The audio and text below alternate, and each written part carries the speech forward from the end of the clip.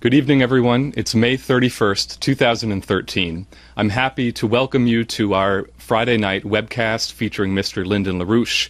This is part of our regular series of webcasts occurring every Friday night at this time on LaRouchePack.com.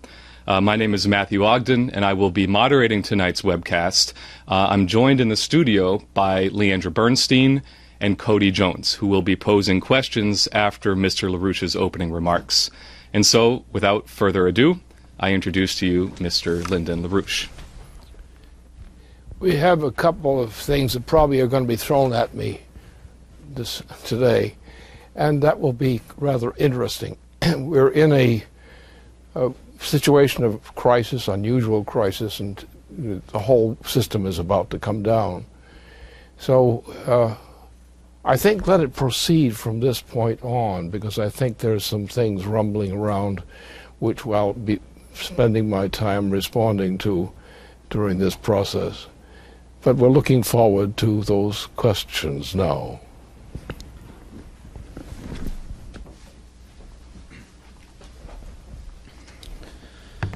Okay, so the first question that we have for you, Lynn, is really looking for your comments, your insights on some recent developments that are coming out around the notorious Tony Blair, where there's an article in the Daily Telegraph that reports on comments from Lord David Owen, the former secretary, who is commenting on a report which is yet to be released by Sir John Chilcot, which was it was announced 4 years ago that they would carry out an inquiry into the role of Britain in the Iraq War.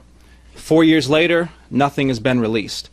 Now, what Lord David Owen is saying is that the reason this has not been released is because there's a conspiracy, a cover-up underway to hide, in particular what he highlights is the relationship between Blair and Bush. Now, what he says is that 1 year before we actually went into war, before the decision was made to invade Iraq, that Tony Blair had already given his assurances to Bush that he would back up, that Britain would back up the United States in an invasion of Iraq, a full year before even evidence was put forward around the phony weapons of mass destruction, what have you. Now, what's being discussed as to why Tony Blair is so adamant about this not coming out, about it not being released, that there was this discussion 1 year prior to even the evidence for war being presented, is that Tony Blair obviously has his eye on becoming the head of the European Commission, and that if this were to come out, it would destroy his chances of taking over that position and would potentially destroy his political career. Now, it should be recognized that the article, I think, where maybe they've got it a bit inverted, is that they make it seem as if it was Tony Blair supporting George Bush in Bush's efforts to go to Iraq. But as we know, Tony Blair, since '99, has been outspoken about the overthrowing of the Westphalian Principle, destroying the principle of sovereignty of nations, and doing it under the name of this responsibility to protect policy. That this consortium of international grouping is now going to take it upon themselves to determine where there are human rights violations, where there are governments that have gone wrong, and that they will take it upon themselves to replace those governments with ones which are more supportive of the free trade system, what have you. Yeah. And so I think the reality is it was Tony Blair who was pushing the policy on behalf of the empire to go to war in Iraq and really beat Bush into it. So if you could comment on the significance of the fact that this is now coming out and how we should really be thinking about the situation. Well, you're going to have to go back a bit earlier to that to get the picture, because in this case you really have to see where it starts. You can't pick up on some event and then trace it from that event. This started a long time ago.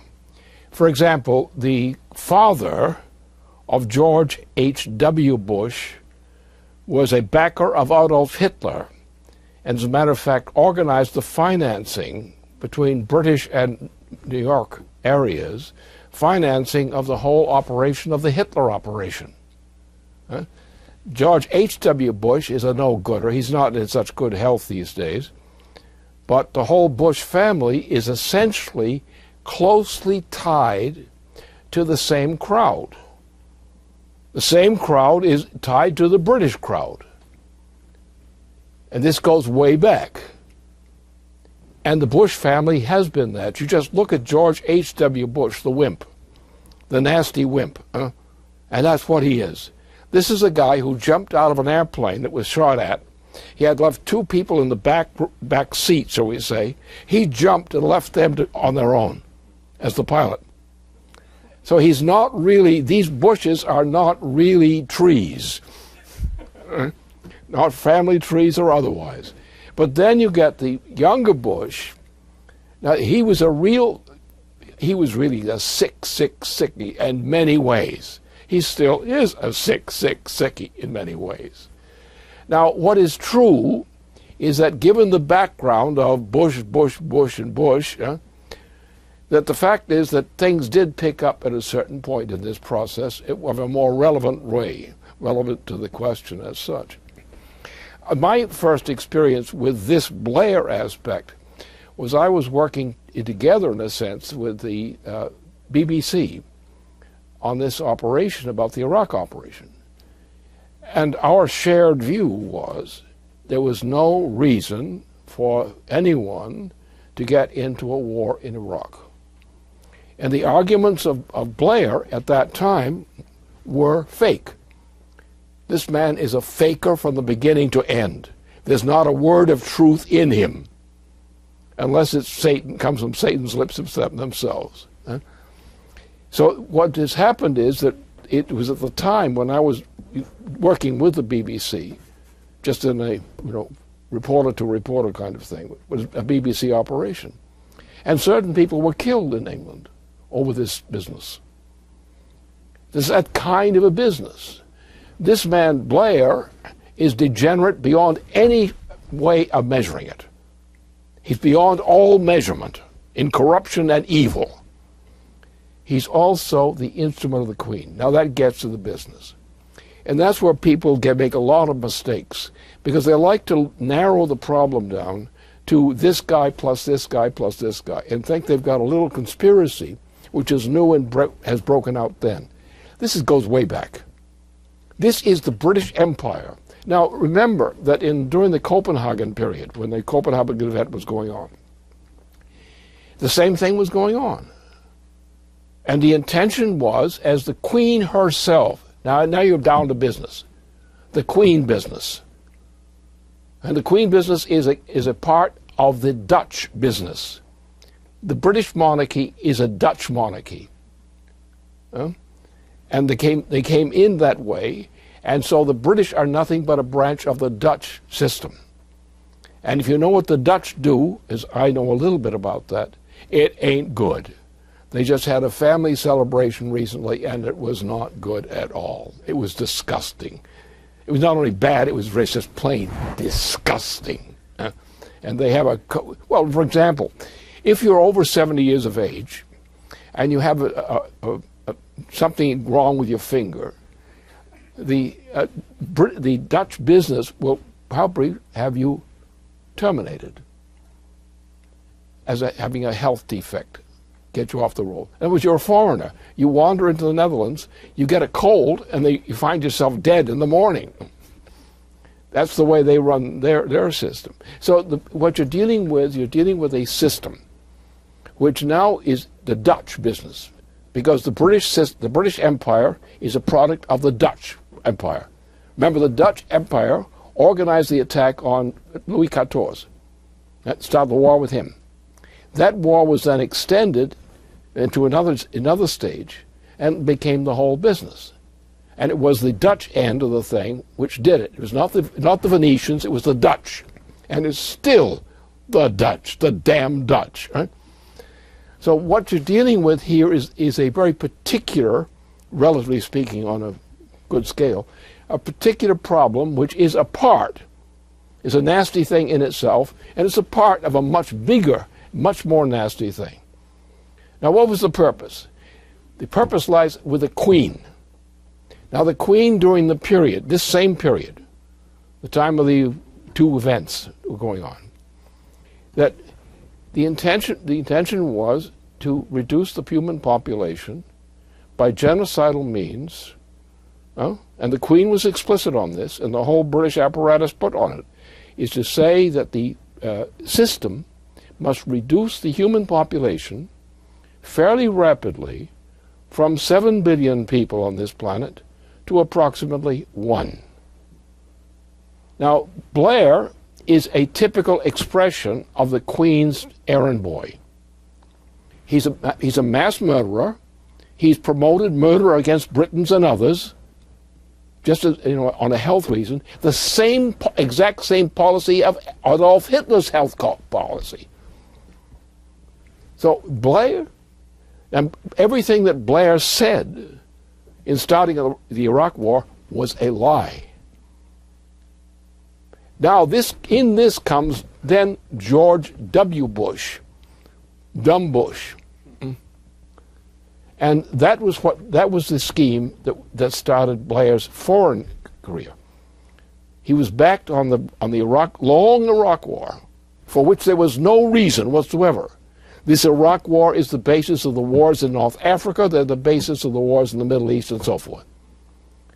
Blair, among others beauties, is a man who believes in Satan.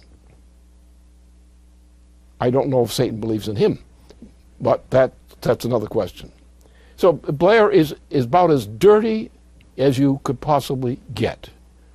I don't think there's anyone in this planet who is not as bad as Blair, and some of them might even be worse. I think the worst case in this thing is the Queen herself and her Dutch cousins, who just had a family celebration recently in Europe. So the point is, we are dealing with pure evil. The British monarchy is in this period totally evil. Yeah, they created Hitler. They created Hitler. Then they changed their mind and decided to go against Hitler with the support of Franklin Roosevelt. So there are complexities, but the essential thing is the British Empire is pure evil. It always has been. The Dutch side of it is evil. Blair is evil. But so what? The whole damn crowd is evil. Why do you pick on poor Blair, who's only a second-rate evil person, when the Queen is a real bitch?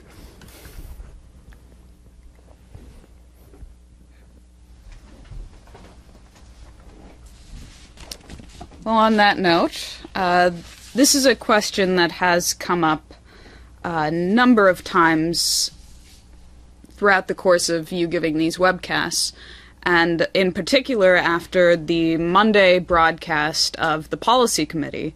The question is on your focus on the Queen of England as an enemy.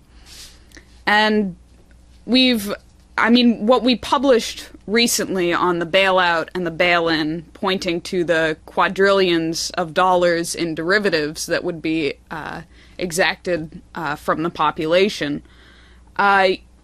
it's clear that this will amount to genocide. And you posed the question earlier this week, what organization has the capability, the will, and the apparatus to achieve that drastic a population reduction, to achieve the kind of population reduction that would be achieved in the event of, for example, Dodd-Frank going into effect. And it's interesting because there was an answer to your question, but it was given on November 2009, the diamond anniversary of the Commonwealth, where the Queen herself said that the Commonwealth's strength lies as much in people as it does in values, that few other global organizations can boast the same rich diversity of humankind and yet also such a commonality of spirit. She says it's not enough to look within the boundaries of the Commonwealth, that in a world where political, economic, and environmental problems and opportunities cross continents, the Commonwealth will also need to prove its relevance beyond its own borders and develop a truly global perspective. Now, to say that that's an objective of the Commonwealth is sort of putting the horse in front of the cart, because it's already well established. And the Commonwealth, just for the record, what is controlled by Her Majesty, the Queen of England, is 54 nations, about a third of the global landscape, from the Caribbean to South America to Africa, even to Antarctica. And about a third of the population is controlled under the Queen of England. She is absolute sovereign over 16 countries. She controls a significant amount of the raw material resources of the planet Earth. I believe it is well over $1 trillion in physical assets. The control over agriculture, the City of London itself, the control over terrorism out of Londonistan, as it is known to some who are in the know. I just want to say that on the issue of London controlling terrorism, a number of states filed complaints as of 2000, including Egypt, Israel, France, Algeria, Peru, Turkey, Germany, Libya, Nigeria, Yemen, and Russia, filing official diplomatic complaints against the City of London for harboring terrorists. And Executive Intelligence Review, which you founded, has written chapter and verse on the British control over the drug trade in the very famous publication Dope Incorporated, which it should be notable. Some people, when their grandmother dies, they're asked to take care of her garden, her roses.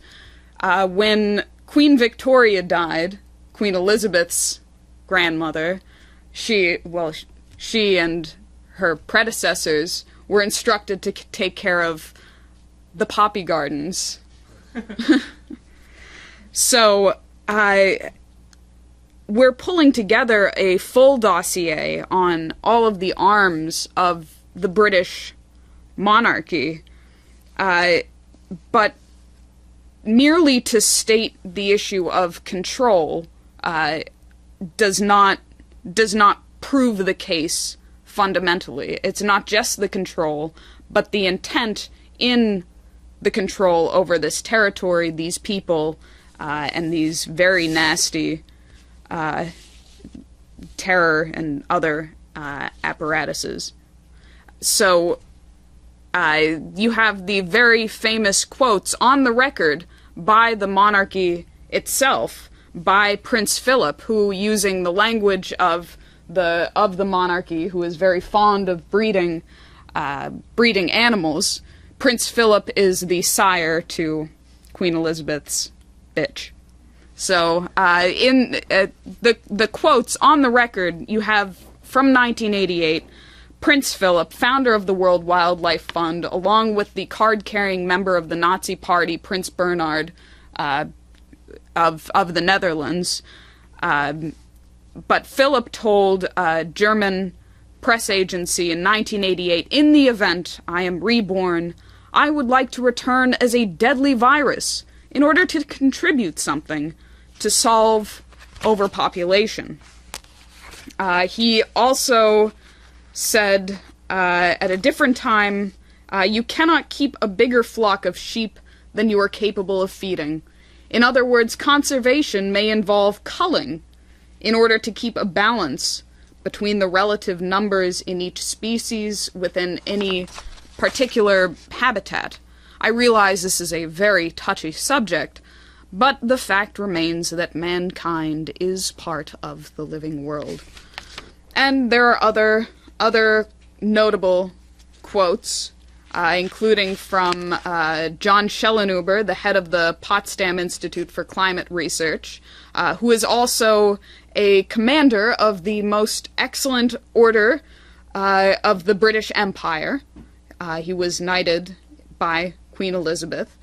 He's also a longtime collaborator of President Obama's science and technology advisor, John Holdren, and he is on the record declaring that the carrying capacity of the planet is 1 billion persons or below.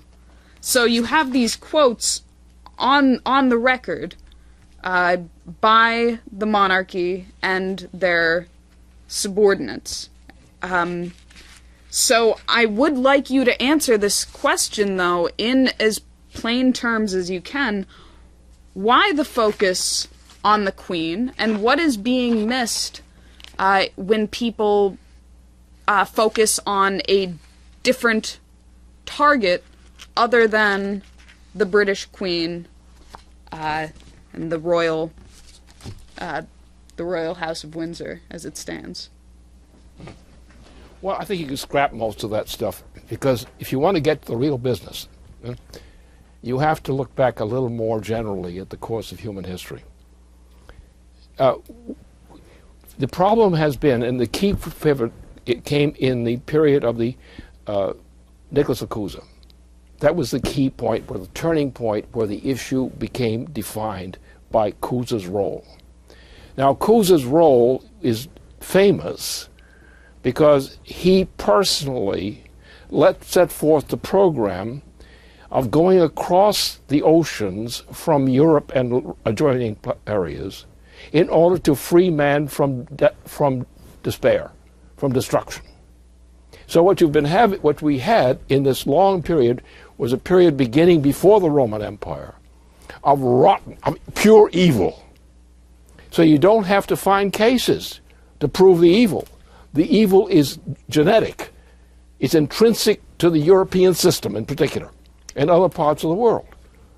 It's not because someone's a criminal that commits a crime that they're a criminal. First they become a criminal, then they commit the crime. That's the way it works in empires.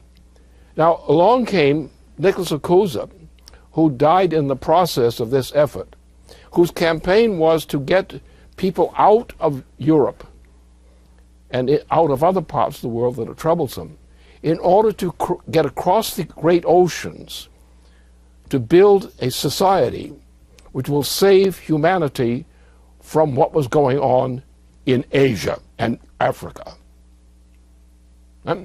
There's the evil. The culture of Europe was the root of the evil. Not some bad people.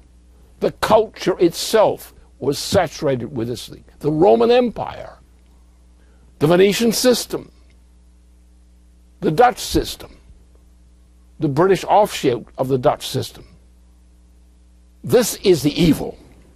Their policies are the evil. So what happened? What changed this? What changed was what became the founding of what became the United States, which was organized by people from just before the beginning of the 17th century. And the key case to look at is the Massachusetts Bay Colony. The Massachusetts Bay Colony was the difference. The Massachusetts Bay Colony was a brilliant institution, more brilliant than the 18th century United States or Americas, because it had been crushed at the end of that century, the 17th century. We tried, with Benjamin Franklin and others, we began to rebuild elements of what had been established under the Massachusetts Bay Colony. The Massachusetts Bay Colony was more advanced in science and in economics than the whole damn British Empire. And the British Empire then was the Dutch Empire. Yeah? And that's why the British-Dutch relationship, because they're sort of something dirty, they mate together or something like that, things you don't like to talk about. Right? So the problem is that inside the European system, and as a result of the European system's corruption of the American system, which has happened, Andy Jackson, for example, Andy Jackson, a real piece of scum. Pure scum. And owned by British banks with a major institution sitting around New York City and Boston, of all places. So we have been having a war inside the United States itself between the British influence from the outside and our own interest. Very few presidents of the United States have been really true patriots. Most of the governments of the United States have been corrupted by their association with the British in particular. Wall Street, New York City, Boston are centers of sin and evil. And I know it personally. I've been there. So the problem has to be defined differently. The point is that we in the United States have a responsibility to resurrect that which we had once accomplished. First in the Massachusetts Bay Colony, and second what we did in creating the United States. The United States institution, intellectually, was one of the greatest institutions that civilization has ever known. But then it was crushed by the British Empire. Now, the British Empire is not something that's British. The British Empire is an empire. And what you have, people say, well, they're influence other things. No, no, no, no, no. They are the thing. The others are simply branches of the same thing. That's Blair. What's Blair? Blair's nothing, we should call him a whore. That's a good thing to call him. But he's proud of it. He's proud of it. He sits in New York, he's in Chicago a good deal of the time, under this current non-president we have. And he's one of the most evil men in declarations on the planet. He's a mass murderer. He's worse than Adolf Hitler in Hitler's initial policy of genocide. He's worse, much worse. He's worse than Hitler. And he's the controller and advisor of the current president of the United States. So therefore, you've got to look at this thing differently. The time has come when we realize that we once had a great achievement in the time of Nicholas Akuza, where an intention was there which was prepared to deal with these problems. And it was crushed. And it crawled out of the dust again and was crushed again. Our greatest presidents were murdered by them, by the imperial force. And people are critical of the United States. They can't criticize the United States to me unless you're American. Because everybody else has been wrong. Not wrong because they were born wrong or because they erred. They're wrong because the system, the European system, was rotten. Ever since the Roman Empire and earlier. We in the United States have a sacred trust to be what we were intended to become. And we failed in our performance so far. That's the way to look at this thing. Now, there are specific things at these times which you would bring into play for discussion on this question. What must we do? What must we as the United States do? What is our responsibility? We're not going to play penny-ante games. We're not worried about petty issues, all these kinds of silly things. We realize there has to be a fundamental change in the world outlook throughout Europe, throughout Asia, throughout Africa. They don't have any great talent in terms of morality. The morality of Africa among Africans is horrible. It's unbelievable. Are you going to say Africa's virtuous? Huh? And that's the case of nations all around the world. The human species is now on the edge of thermonuclear war. Thermonuclear war is extinction warfare. It takes you about an hour and a half to cause the extinction of most of the people on the planet. Maybe you can do better and get it done in a few minutes. But what the problem is we have to face a problem of mankind. Mankind created the United States and tried to create some other states in the Americas.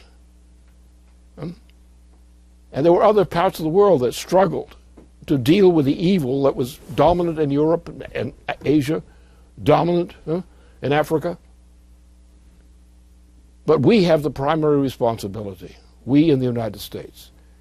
And we should be very careful about criticizing people in a way which suggests a holier than you attitude.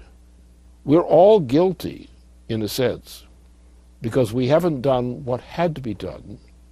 And we in the United States are the most guilty at all because we were the best qualified to do the job. We failed on the job. And when the human species depends upon your doing the job for much of the world, you're not going to tolerate yourself, are you, under those circumstances where you fail? And we have to understand history. We have to understand what the facts of history are. But most people in the United States are totally ignorant of the facts of history. They don't know a damn thing about history. They know about facts. But facts are just stories. And anybody can make up stories. The stories may be true, but maybe they leave something out that is wrong. So that our point is, we cannot sit and criticize. We have to take responsibility for ending that which should not exist. Why? Because we're better. Why are we better? Because we inherited something from people like Nicholas Fukuza.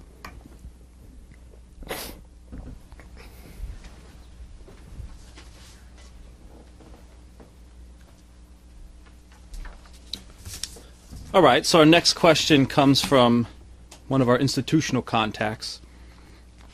And they ask, Mr. LaRouche, as you have repeatedly emphasized, the situation in Europe is a total disaster, with a financial and economic disintegration compounded by a total surrender of national sovereignty under the Maastricht and follow-on treaties.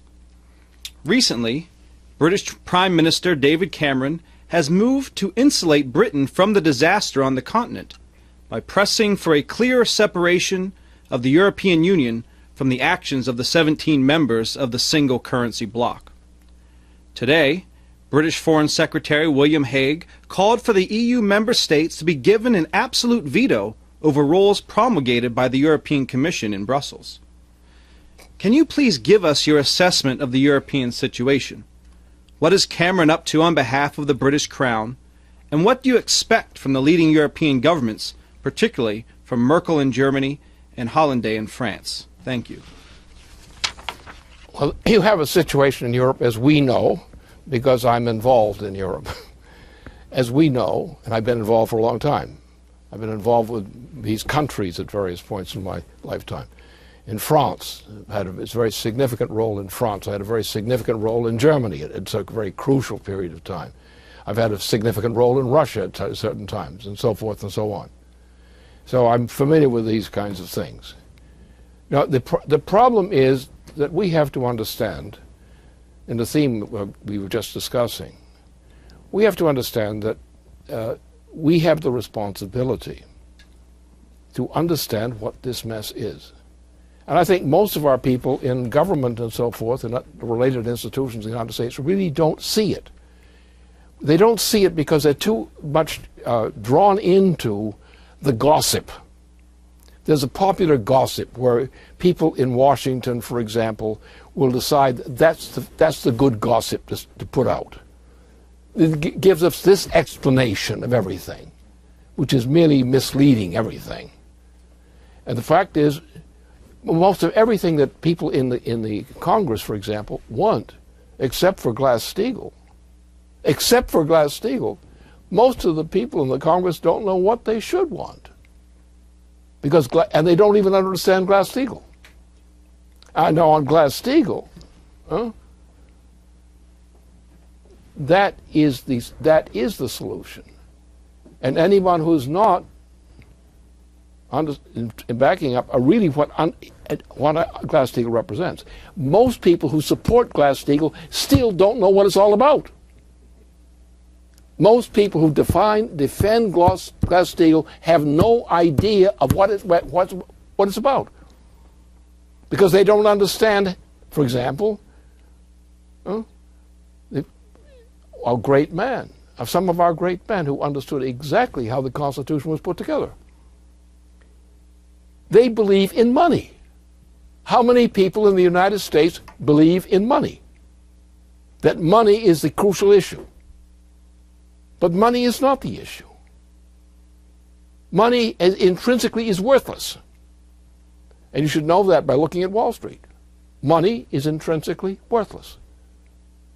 But you can impose on people, you can impose on them their submission to money, even though it's worthless.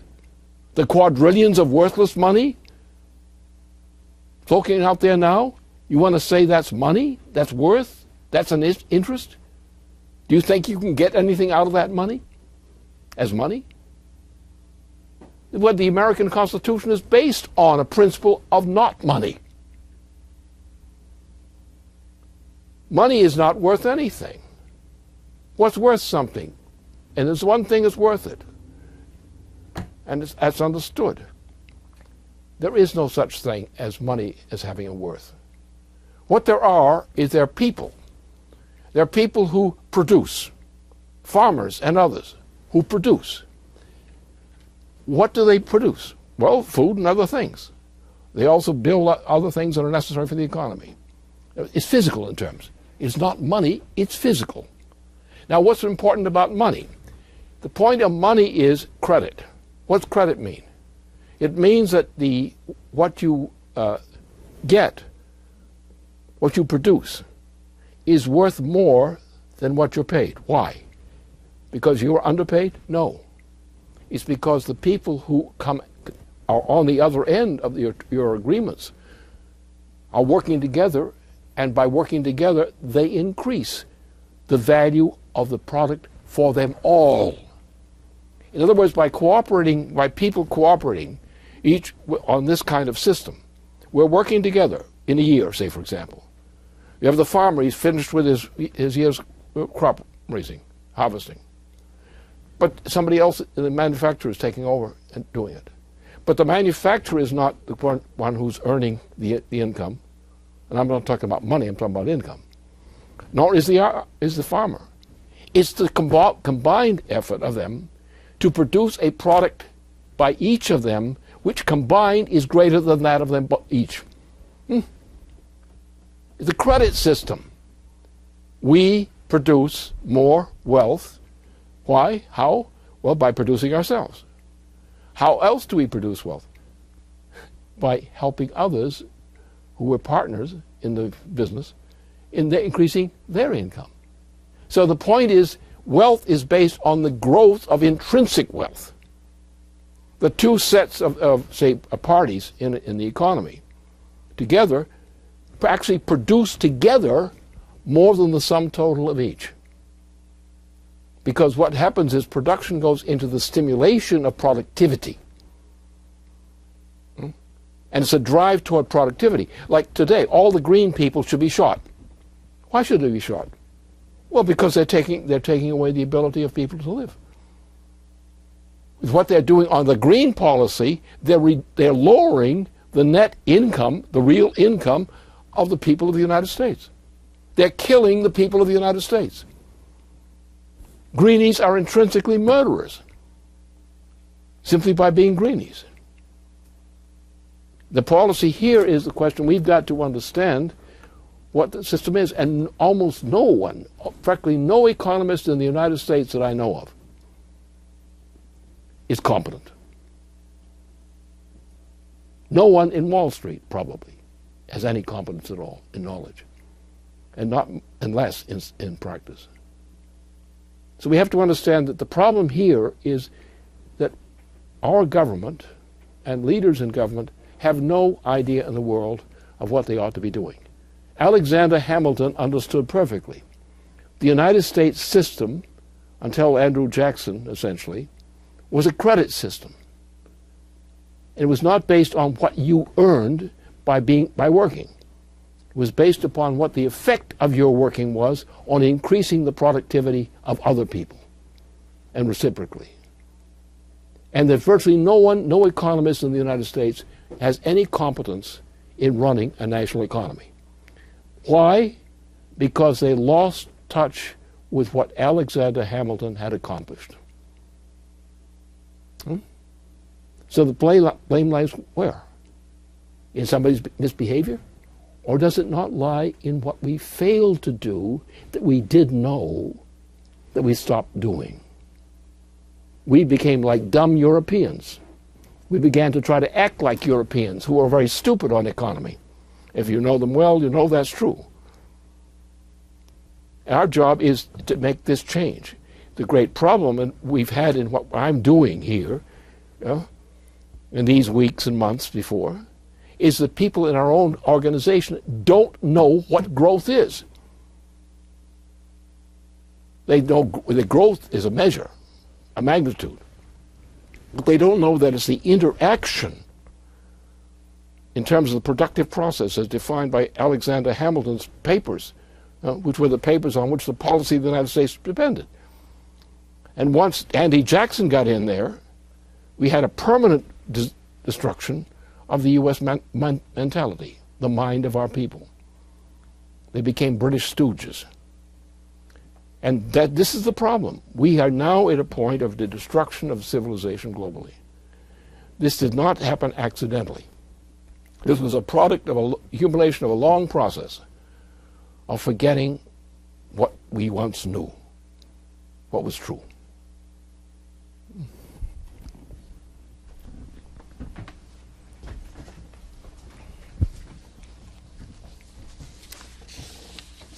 Well, I'd like to ask you a question about the progress on Glass-Steagall and also the simultaneous fight that we've started as of this week with gusto to destroy the Dodd-Frank Act. Now, one of the most significant developments this week on the Glass-Steagall front is that Resolution K490 was introduced into the New York State Assembly. It has 22 co-signers, and it's very, very impressive that the signers include 3 Republicans and 8 committee chairmen, and the co-sponsors represent really all areas. It's representative of all areas of New York and, in a sense, of the nation, but it includes constituencies from upstate New York, the Hudson Valley, Buffalo, Schenectady, Westchester County, Brooklyn, Queens, East Harlem, and so forth. And this is the culmination of 5 months of organizing work that has been done in Albany. And one of the things that was very significant to bring to the attention of the representatives in the State House was the work of great men from New York.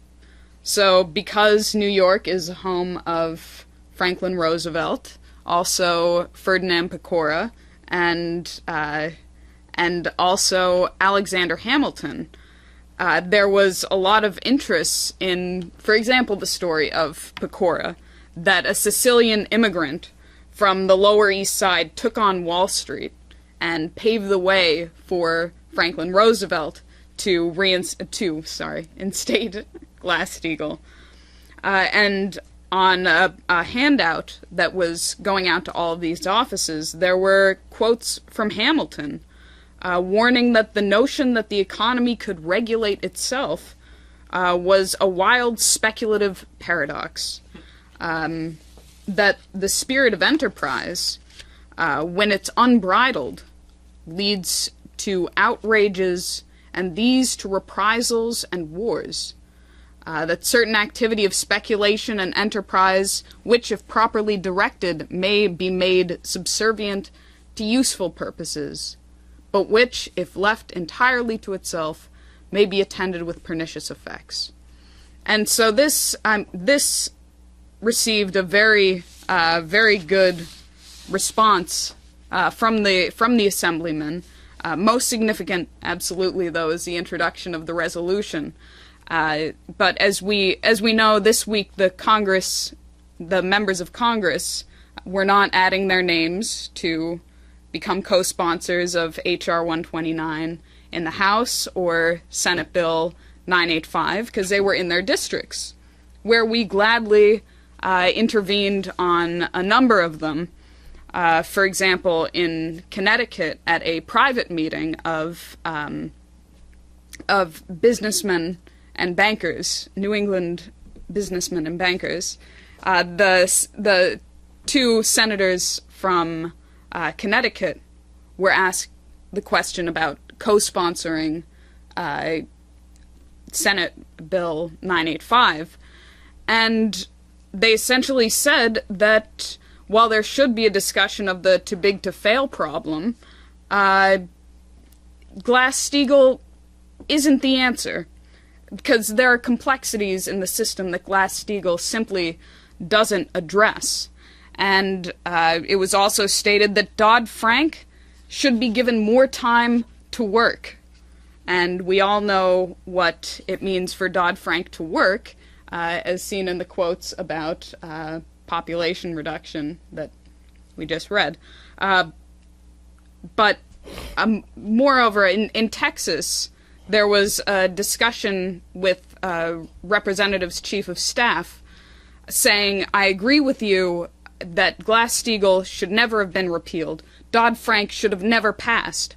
But our major concern is for the people and the businesses who have their livelihood and their investments in Wall Street. What's going to happen to them? We can't let them go down. So I would like you to address that question of what is going to happen in the transition period from the present system to the Glass-Steagall system. Very good. Well, Glass-Steagall will be applied, and people who have a different view and talk about these other people who have these needs and so forth, forget it. They don't have anything coming to them. Because as long as they demand on this separation, they don't have anything coming to them except disaster. The human being is not a collection of free agents. The human being depends upon a system of cooperation, just as I just discussed a few minutes ago. It's the interaction, the fact that the interaction is one of growth, and the fellow who is not pulling his job, his part of the job, is missing the job. So therefore, what we demand is a cooperation system of interdependency among our people. Now, it may be expressed in various ways, but the general overall fact is clear. Now, for example, New York was a powerful part of the United States for many years. Why? Because most of the people, the immigrants, were coming in there. It was the immigrants that built up the United States around New York.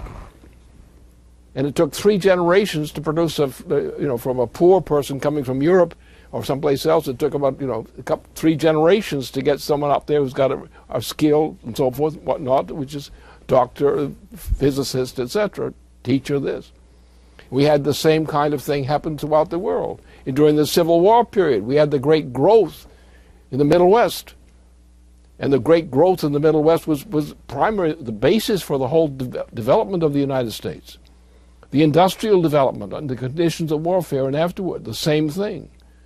It is not the right of the individual to go out and pick his nose. That is not a legitimate business interest. The problem is we have to learn to cooperate with technologies and skills, related skills, whose interaction assures the factor of growth. The problem is most people, including businessmen, have no idea today of what growth is. As recently as my youth, and even when I was a young man, we understood those things. In these present times, we're blithely innocent of any knowledge of this type. Everybody's out for themselves. They've picked themselves a garden to steal from, and that's the way the thing works. We have to understand what is the meaning of the principle of cooperation. Statecraft, economy depend upon cooperation. That's not just cooperation as people define it. It's interaction, interdependency, interconnected development of people. And the fact is the idea of growth. The growth has to be intrinsic to the economy. And if it's not intrinsic to the economy, it doesn't work. The whole U.S. system is a failure. Why is it a failure? Because somebody assassinated Kennedy, and we never fixed it. It was deliberate. Since the assassination of John F. Kennedy, the United States has, in fact, been on a slide downward economically. And it's the worst today. The education in the United States is the worst in modern history.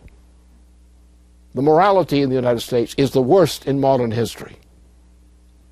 Everything is going in the green direction. What is the green direction? It means that your children are worth less than you are on the basis of their productivity. Your family is worse than your grandparents' family. That's the trap throughout the United States. The United States is rotting out through green and through this so-called pseudo quality of independence.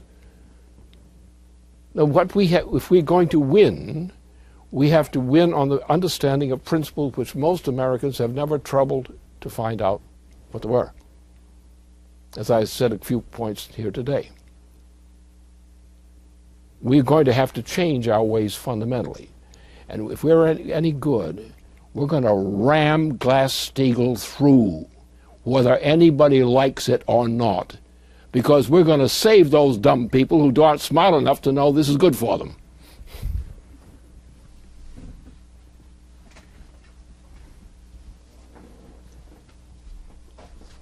Well, that said, I think that's an excellent conclusion to today's broadcast.